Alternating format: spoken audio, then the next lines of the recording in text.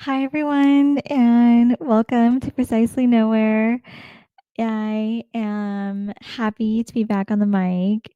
It has been a few months. I took a mental health break, let's say hiatus, all good vibes, but took a break from the pod at the end of 2024. And we're coming in hot.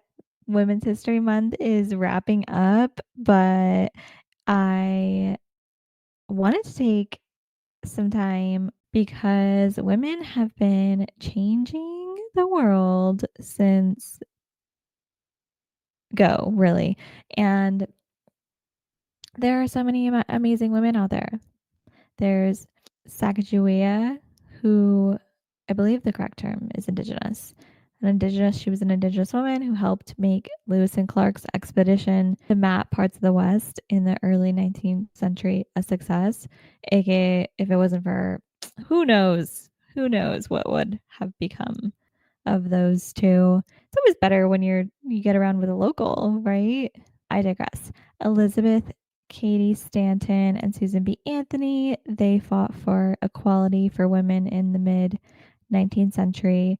More than 70 years before the 19th Amendment gave women the right to vote in the United States in 1920. Thankful for those two and the many other people that helped support that cause. But Harriet Tubman, she led slaves to freedom during the Civil War. People like her changing things for the better. There are a lot of good people out there in the world, but she is an icon. Amelia Earhart, another badass, an icon, just like Harriet Tubman and the other women. She was one of the world's first female pilots. She mysteriously disappeared over the Pacific Ocean in 1937, so there's sus vibes there. But next person, Madeleine Albright. She became the first female Secretary of State in 1996.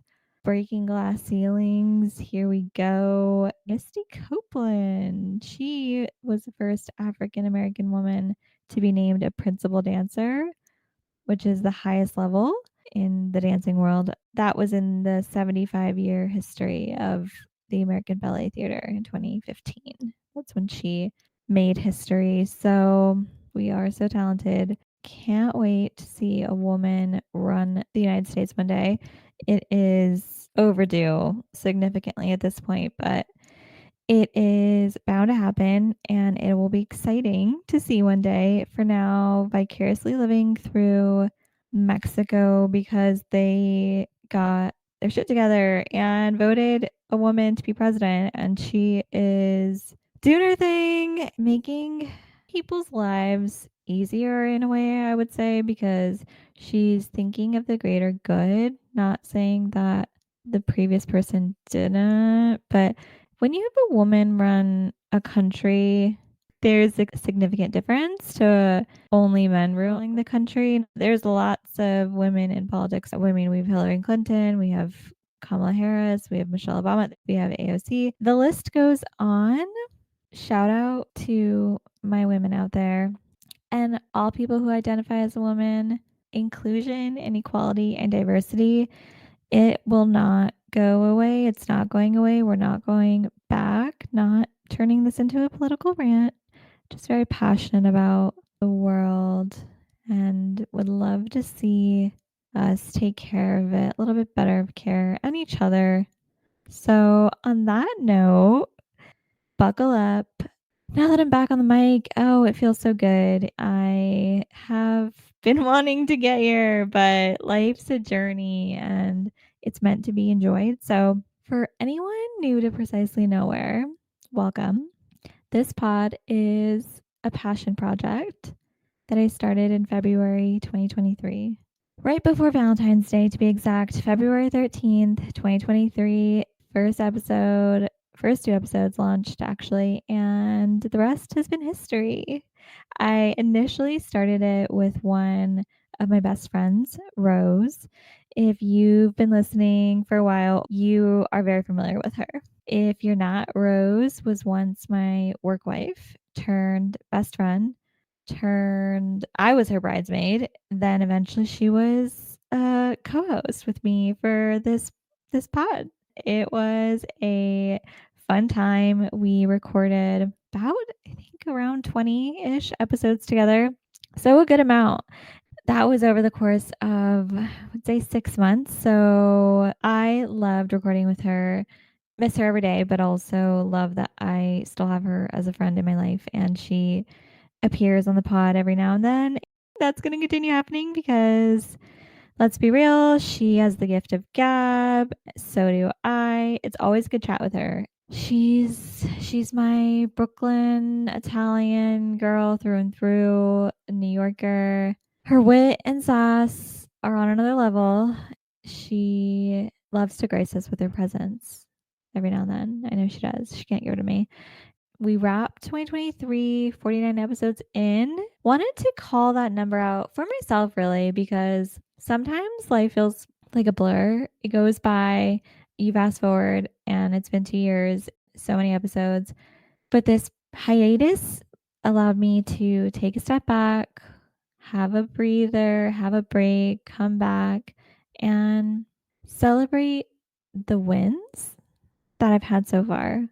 It's so easy to keep going like a rat race almost, in my opinion, because I am so ambitious and I love this pod. I have lots of passions in my life, so the pod is one of them, has been one of them, and we wrapped 2024 with 90 episodes, weekly episodes almost through 2024. So that is a huge deal for me, going from not ever having done a pod or really dedicated side hustle passion project outside of my 9 to 5. It was a lot to juggle, but so worth it. I am returning to the mic. This is episode 91. We just celebrated our 2-year anniversary. Thank you to everyone that has shared their love and support. I've grown so much from it over the last 2 years. A lot in part to this pod, to the other passions in my life and people. It's exhausting some days when I stop to reflect on life, I would say. It is also a blessing, and I hold on to that more than the other part because it is a blessing and I don't ever want to forget that. So, to those listening, I'm back and excited to continue tapping into my creativity and keep growing. It's hard some days, but every day is a new day and a gift. So here's to making the most of it, right? Life ebbs and it flows. I do think that we can have whatever we want, but I also believe in personal growth and have been reprioritizing, and realizing that it's all in my control, which is a fun and beautiful thing. So here's to April. Here's to all my multi-passionate people out there. We're out there. I encourage you to take time to do things that fill your own cup up. We have to fill our cup up in order to help fill others' cups up, if that makes sense. It's like when they say on planes, if you need to put your oxygen on mask first and then help someone else put theirs on, not in a selfish way, but if you can't breathe, then how are you going to help another person? How are you going to give those good vibes? So don't forget to do things that help fill your cup up and bring you joy. On that note, I volunteered a good amount over the hiatus. The LA fires happened and I was thankfully not directly impacted. None of my family was directly impacted, but I do know people that were impacted. So my love goes out to everyone. And this nonprofit that I volunteered with, I came across on Instagram. I was looking for places to volunteer. My work had shared a list, and it was at that point where lots of things were filling up. So found Havesi's Empanada Shack in Azusa. There's a nonprofit that the owner of that shop is a co-founder of, No Res Gourmet. I'll include a link in the episode description in case you want to check it out. They're amazing. And I got to put my PM, my project manager skills, experience with events, and a lot of things that I've done in my personal life, but also my work life kicked into gear, and I helped essentially at a it was we were a crisis center delivering meals to first responders, people impacted by the fires, and it was wild and humbling. Such long days. I think I went for 4 days, 4 or 5 days straight, most of the days those days, and it was so fulfilling. I met a ton of awesome people, made some friends, and people from all walks of life dedicating their time and energy to helping others. It was beautiful despite the devastation that brought us all together, and plus side was, oh, the food was amazing, all these chefs volunteering their time as well, and halvesies, um, amazing empanadas, coffee, all kinds of healthy goodies, and great vibes. So check it out if you're find yourself in Azusa, California, and their IG because they are giving back to the community and have been hosting events. They are giving so much, helping educate people on how to grow, like the simplest things of how to grow your own vegetables. So which I don't even know how to do that. Like, if I had to do that, I worry that if we all had to grow our own, I would have to really start doing a lot of homework just to I do not have the green thumb. So, those things, we used to be one with the earth and now we are not. And that really came to the top of my mind through this whole experience is being grateful for what I have and trying to live less in the excess because it is just adding more waste to the world. I really promise this episode is turning, we're going to take lighter turns. We are, but we're catching up and keeping it real. So that was January, some of Feb, and I spent time visiting Chicago. That's where my boyfriend's family lives, a little bit outside of Chicago.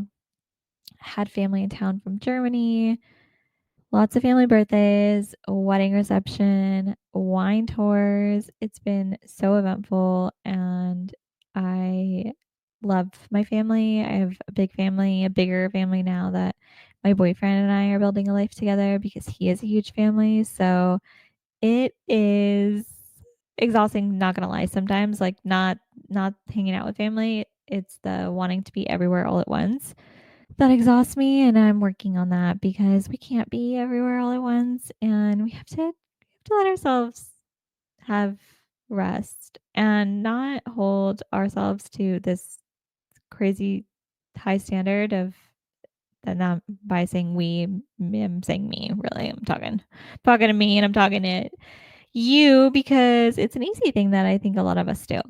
On that note, I do really love spending time with my nieces and nephews and getting FaceTime in with them IRL and virtually because some of them are not in California. So that was really nice and has been nice. And I'm trying to do more of that.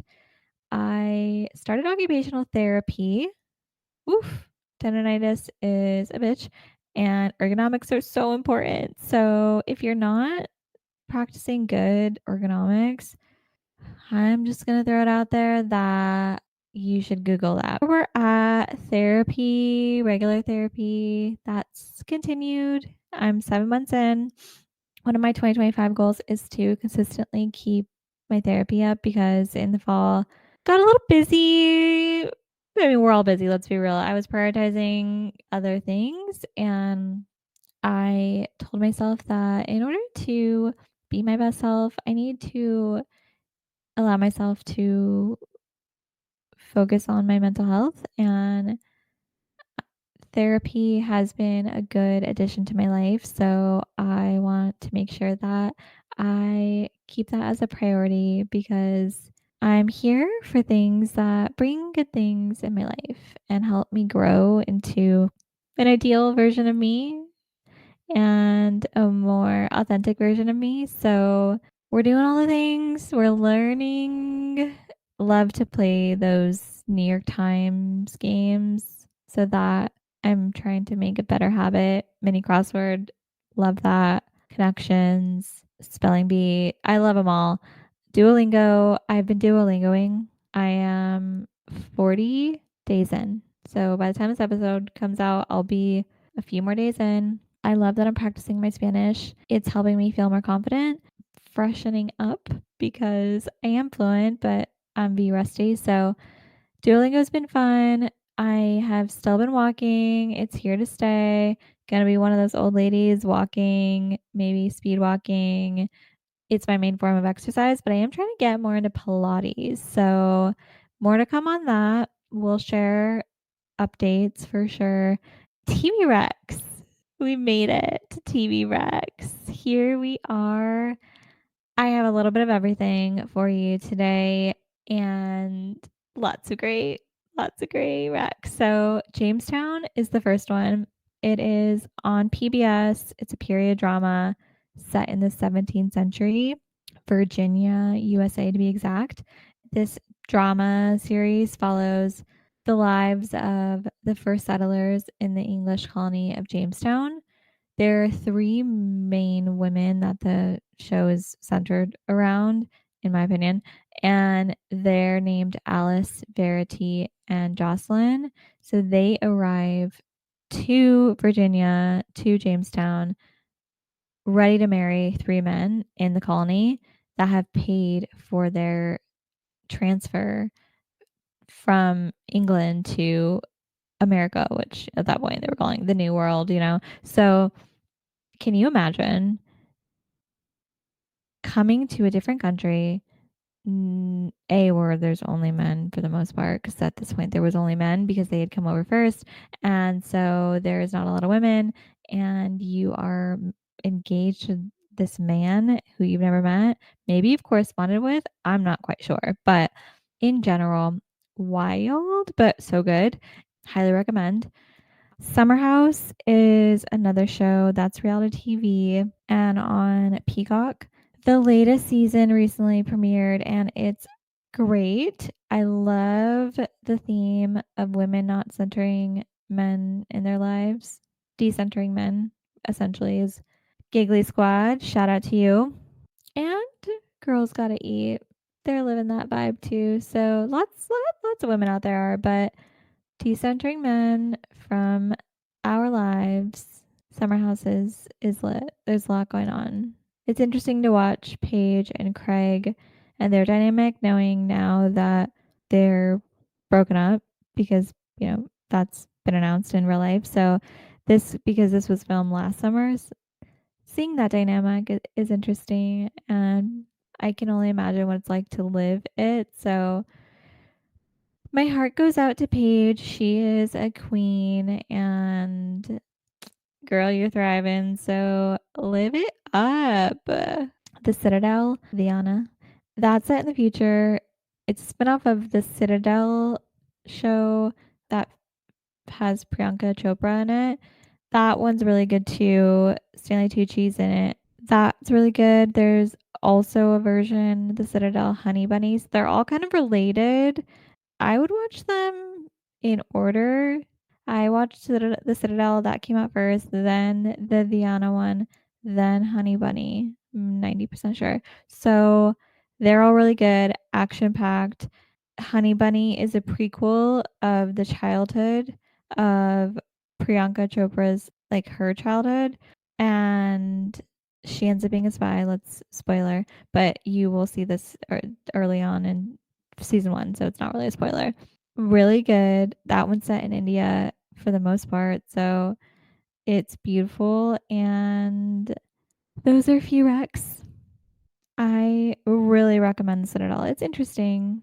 The first, yeah, we're all over in the time frames right now, but to see how things have evolved and spy, something about a spy show and movie that gets me. Not all of them, but the ones that are very international. And it, it's just such an interesting life. I don't think I could ever be a spy. Too much effort to lie all the time and keep secrets. But I do wish one day, like, ooh, could I though? Like in another multiverse? Possibly. Possibly. For now, vicariously living through these shows and so happy to be back. I really am. It's been too long, and I hope you all have a wonderful April. I will be doing bi-weekly episodes, so not every week, but every other week, and there will be a lot of interview content. Stay tuned. I know that I've been saying and teasing, one could say, that there are more interviews coming. There are. I was taking some me time because we all got to do that every now and then. I am happy that I did. That's the beautiful thing about having your own creative passion project is that I get to choose when I take breaks, and it's something fun for me that helps me grow, lets me be creative, tapping into that creator, and I love that version of me. So, very excited for what's to come this year. Lots of summer plans in the brew.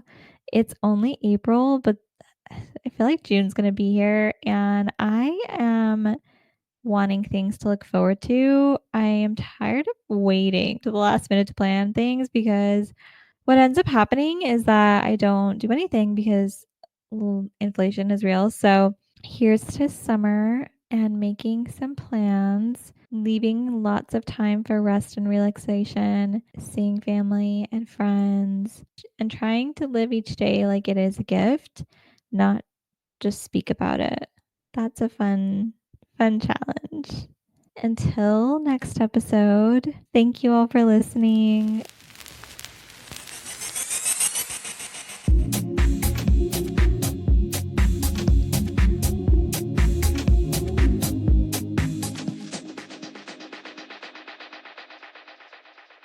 Music and editing done by Marco. You can find him at midnight, MIDNITE_mind80 on Instagram for more of his work.